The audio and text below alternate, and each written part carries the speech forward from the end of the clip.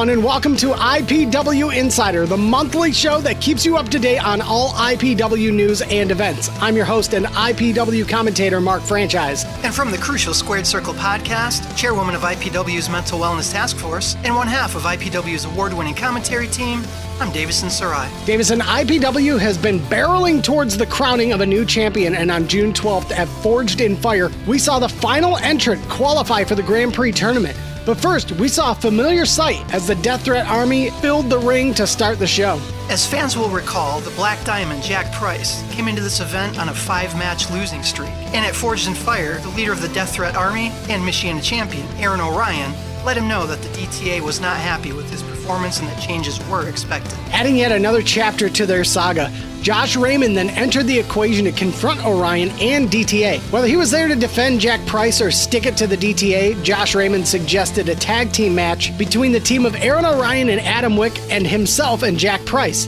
Davison, giving Josh Raymond's blood history with the DTA, nobody could have seen this coming. Agreed. Raymond has been trying to get revenge against Orion and the DTA since the second half of 2019, so this twist in the story was totally unexpected. In the first bout of the night, fans saw a returning swamp monster, Brutus Atwell, taking on the 1-2-3 kid of IPW, none other than Felix Morio. Morio recently qualified for the IPW title tournament, and he was riding a wave of momentum into Forged in Fire. He continued his winning ways on this night, hitting a massive top rope elbow drop for the win. While Felix won this match, the fans of IPW as a whole felt like the losers. I know I sure did, as Morio's elbow resulted in not just his win, but in Atwell projectile vomiting all over himself. As if that wasn't bad enough, he then traumatized the crowd by eating his own vomit. Franchise, I know Atwell lives in a bog, but this crossed the lines of civility. Next, we saw the self-proclaimed bastion of success, Derek Wolf, as he continued his tirade against IPW management and commentary for not showing him the proper respect and recognition.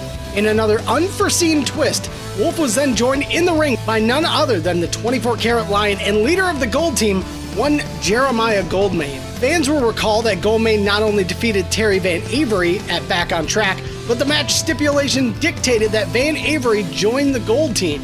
Correct. Goldmain let everyone know that he'd addressed IPW management on the very tan Terry Van Avery's behalf, and if he could defeat Derek Wolf in the next contest, Van Avery would be granted a Michiana championship match. Say what you will about Goldmain, but he showed immediate dividends for his new client.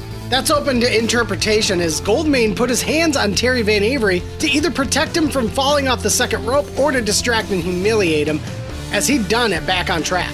Regardless of his intent, Derek Wolf was able to score the victory and continued his own momentum as he moves ahead and prepares to enter the IPW Grand Prix title tournament himself. Next, we saw Goldmain in action as he took on one half of Big Facts, Eli Shelton. Goldmain's main weapons in his offensive arsenal are confusion and discombobulation, and on this night, he was able to once again use a bizarre game plan, including slapping Terry Van Avery and using him to cause a distraction on his way to a low blow and another victory. Say what you will, Goldmain does have his ways. Rounding out the first half of the show, the crowd was given a real treat as they saw the other half of Big Facts and recent AEW Dark standout, Jason Page, take on DTA's lovable psychopath, Tommy Vendetta. This match had huge implications as the winner would enter the IPW Grand Prix title tournament in the 8th and final position. The action was hot and heavy, but in the end, we saw Tommy Vendetta take the victory, the winner's purse, and his position at the table. Would IPW be able to survive a title reign by a psychopath like Tommy Vendetta? And how would Aaron Orion respond to potentially having to face a DTA brother in the title tournament? Only time will tell. Next, we had a fatal four-way match as we saw Kyler Coleman, Solo, the supposed YouTube sensation and math inflationist, Forever Young, and another entrant into the IPW title tournament in Jamal King. Before the match could even begin, the proceedings were once again interrupted by Derek Wolf, who invited himself to do guest commentary. Wolf has been crowing about his dislike of Jamal King for weeks, again pointing out that King is getting the recognition and accolades that Wolf believes he rightly deserves. Looking as impressive as ever, Jamal King was able to get the victory, but his celebration was cut short. Derek Wolf slid into the ring with his trusty iPad, and much like Back on Track, it appeared that Wolf was going to attack King. This time, Jamal King caught him in the act, and not only thwarted Wolf's attempted assault, but in a potential declaration of war, broke Derek Wolf's iPad over his knee. At Forged in Fire, the bad blood between these two went from a simmer to a hard boil. Exactly. My condolences to Derek Wolf in these financially trying times. Next, we got the payoff from the opening segment as we saw the Death Threat Army, represented by Adam Wick and Michiana champion Aaron Orion, taking on the unlikeliest of duos in Josh Raymond and DTA's own Black Diamond, Jack Price. It was hard to believe that this match was even taking place, and eventually DTA's master plan became evident. Just as it appeared that Raymond and Price were headed for a huge victory, Jack Price instead showed exactly where his allegiances lie, as he turned on his tag partner and joined his DTA brethren to once again assault and humiliate Josh Raymond.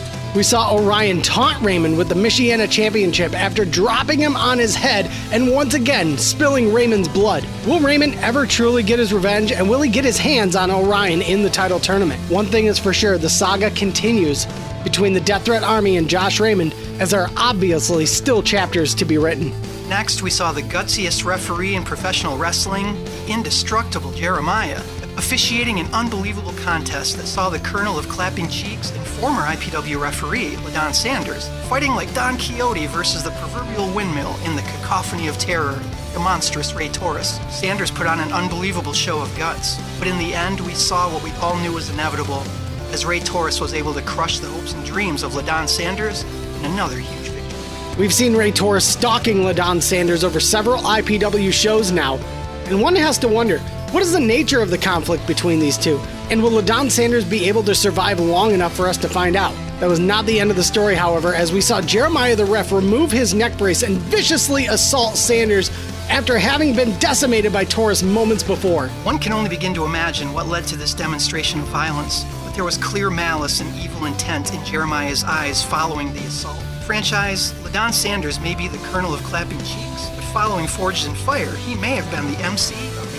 ER. Finally, in the main event of the evening, we saw a match for not just the IPW tag team titles, but also ultimate bragging rights. There had been a war of words between each team, and in a bout to decide who the greatest tag team in IPW history was, we saw Michigan legends and former IPW tag team champions DBA and MM3, the Monroes, taking on the reigning and undefeated IPW tag team champions Gracefully Chosen. Franchise, I don't think it came as any surprise to anyone that this match lived up to the hype. In a contest that featured non-stop action and cutting-edge tag team artistry, we saw the dust settle to ultimately reveal that they are exactly what they say they are. Gracefully Chosen can now lay claim to being the best to ever do it in the tag team ranks of IPW. While the winners of the match had been decided, there was unfinished business between the Monroes, as we saw MM3 confront his father and partner, the DBA, and accuse him of costing their tag team the victory.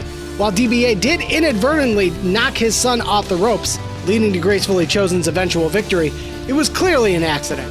Whether it was an accident or not is up to the viewer to decide, but MM3 had his mind made up on this night, and he crossed a line that he may not be able to uncross, as he attacked his longtime partner and father in a fit of rage. The IPW crowd was stunned by this shocking turn of events, and DBA appeared to be confused and infuriated by his son's behavior. Losing a match is one thing, but losing family is quite another. Let's hope the Monroes' bonds of family can withstand this act of betrayal. That wraps up another episode of IPW Insider, and please join us as we invade Battle GR Tactical Games in Comstock Park, just outside of Grand Rapids, on Sunday, June 27th for IPW Road to Glory, where we will see Derek Wolf, the Death Threat Army, Josh Raymond, and more. Doors open at 5 p.m., show begins at 6 p.m., and fans will be treated to a real treat as IPW is once again joined by the legend of the sport, former Ring of Honor, WWE, Wrestling Society X, and current Impact talent. The Zombie Princess himself, Jimmy Jacobs, will be in the house. This will be a show that fans will not want to miss. Also, you can pick up your brand new IPW t-shirt and meet your favorite IPW athletes at Road to Glory, as we now have IPW merchandise that will be for sale at the event. For Davison Sarai, I'm Mark Franchise. We will see you at IPW Road to Glory.